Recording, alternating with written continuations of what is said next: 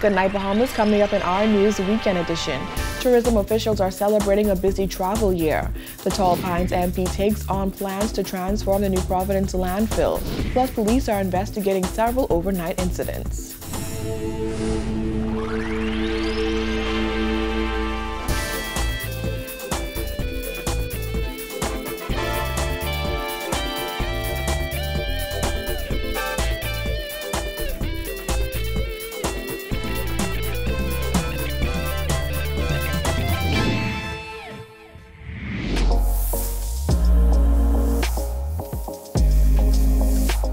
Our News is brought to you by Alive.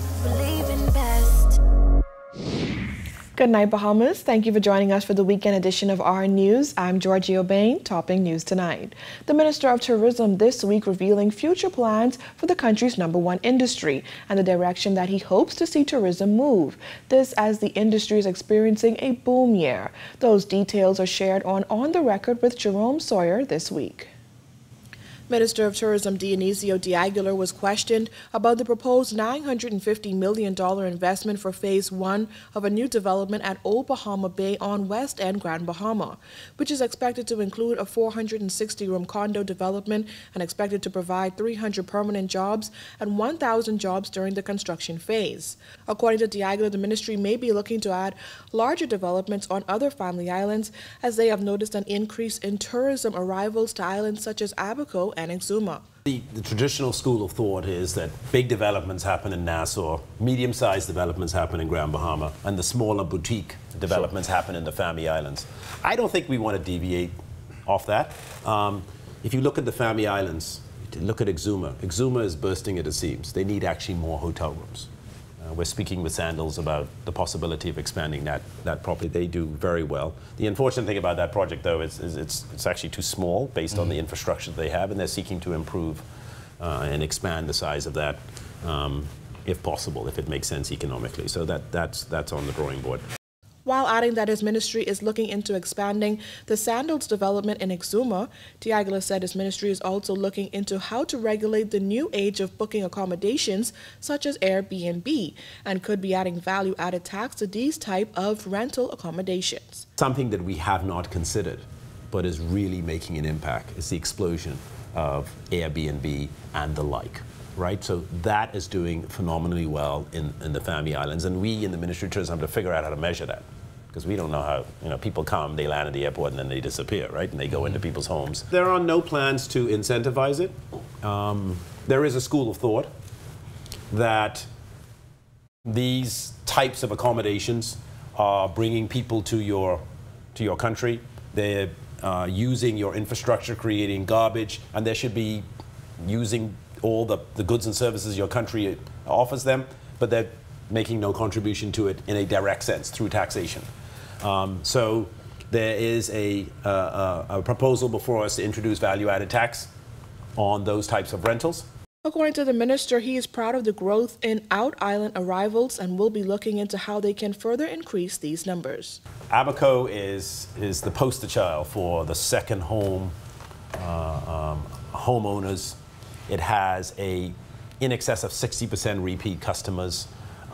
People love Abaco, love the ambiance, love the people, love the interaction. They make investments. They come there time and time again. Low impact, low density, many different mechanisms or different ways for people to stay and enjoy all the different islands. It's doing very well. That formula's worked very well. Same in Exuma, same in Eleuthera. Those islands are doing phenomenally well.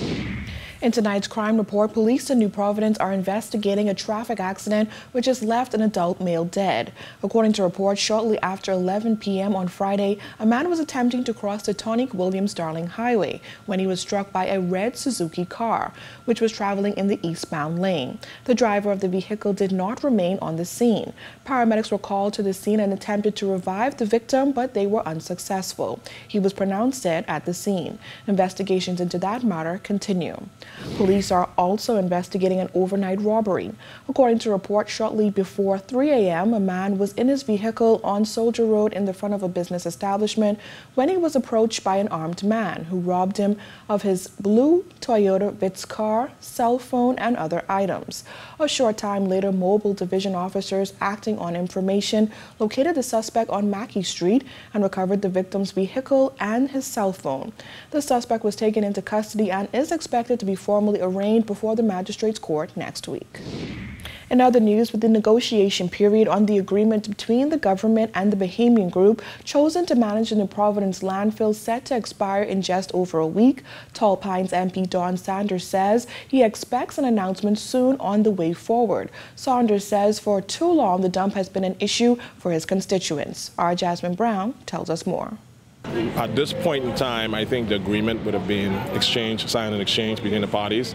I think it called for a 30-day period in which negotiations and a final agreement would be made.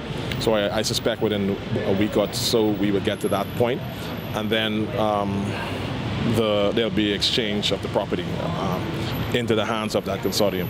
On August 29th, the government issued a letter of award to Providence Advisors WRDG Consortium, a Bahamian group, for the management and operation of the New Providence landfill. CEO Kenwood Kerr has projected the remediation and transformation of the landfill would cost approximately $130 million. It is unclear how much the government will have to pay. The Tall Pines MP said he will hold the government and Providence Advisors' feet to the fire when it comes to the management and proper maintenance of the Nassau dump site. Obviously, as the Member of Parliament for Tall Pines, that was great news for me. I've been advocating for the government to take such a position. I've been speaking with the minister for several months, actually since we took office, and we've been working closely to make that a reality. We went into the community shortly thereafter, and we've heard excitement from people in Jubilee Gardens and Victoria Gardens and Fire Trail Road, more specifically, because they are the ones who are more directly affected. Providence Advisors officials have said they would like to completely reform the dump site by creating a public mini golf course, fitness circuit, and ecology park within a buffer zone to provide a clean and serene oasis for neighbors and visitors. Saunders says he plans on having representatives from the consortium attend a town hall meeting in Tall Pines to further discuss their plans with residents. The fact that it's a Bahamian group would hopefully mean that they have a vested interest, a more vested interest in the Bahamas, and more particularly the community around the landfill. So we're excited about that and the investment, both human investment and the environmental investment that's going to be had as a result of that new company being selected. So we look forward to that. I've already spoken to the executive, the senior executives, and they've agreed in very short order to visit Tall Pines and to be a guest at one of our town hall meetings, so that they could flesh out what they're doing, so they could flesh out the ideas they have about the parks and the other activities they want to generate in the area. And I think that's very important as we move to keep our people informed. Reporting for Our News, I'm Jasmine Brown. The government of the Bahamas will be placing a renewed focus on job skills training. That's the latest from Prime Minister Dr. Hubert Minnis, who says a properly equipped workforce is vital for the progressive and sustainable economic development of the country is contingent on a number of factors. Skills development is therefore essential not only for economic growth, but also the personal development of our people. The Prime Minister says the government wants to ensure that Bahamians are adequately equipped to embrace and maximize employment opportunities and to get their slice of the economic pie. In order to achieve this goal, Minnis says his administration set up a National Committee of Industry and Skills Development 6 months ago. They also have the responsibility to collect information on the skills challenges faced by various sectors and to identify common themes and priorities, to develop a comprehensive list of the competencies, credentials, and certification that are required to sustain growth in our economy.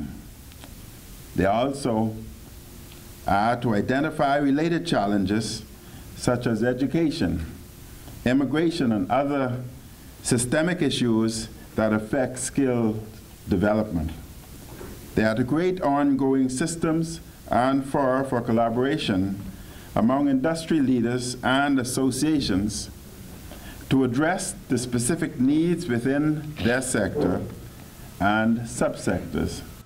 Minister says the committee will also prepare and submit a report that contains recommendations for the government to consider.